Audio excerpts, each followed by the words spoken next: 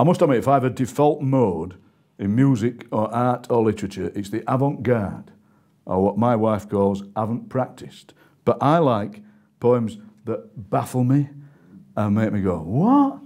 And make me go, blimey. And not in any kind of way where you go, right, I'm putting that book down, but in a way it makes you think, right, I'm gonna wrestle with this book.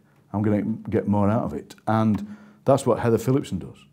Her book, Instant Flex 718, is a real slap in the face, but also it's a bucket of water in the face, but also it's a kind of, it's a way that she takes your face and rearranges it. So by the end, when you finish reading this book, you look like a Picasso, you know, you've got both eyes on the same side of your head. All kinds of things happen in this book. So you've got things like what we learn from fantasy, belief in the tabletop, napkin dispensers that get our chins clean as we pull the moment to tatters and cry that there is no difference between a face and a luxury item. Both are in excess of thought. And you read that and you read it again and you pull things out of it. There's no difference between a face and a luxury item. A beautiful phrase, you can't quite fathom it, but you spend time with it. And in the end you think, is meaning what language is about? Can it be about music?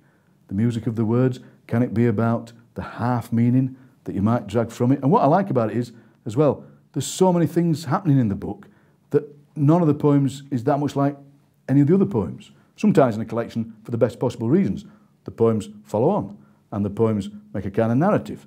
But in these, you could almost read it in any order. And what she's also good at, I must say, is, again, like a lot of our poets, great titles. Red slugs in every irrelevant direction. The opening line, you'll be surprised by your red-headed children. A yogi had foretold in Calcutta for baksheesh. And I was surprised where they come from and where were they going. So suddenly, in those first three lines, she's got some red-headed children. She does that so cleverly. So I really hope that Heather's poems get even more strange. And that in 10 years when we're sitting here doing this, the poems are even stranger. And that'll mean they're even better.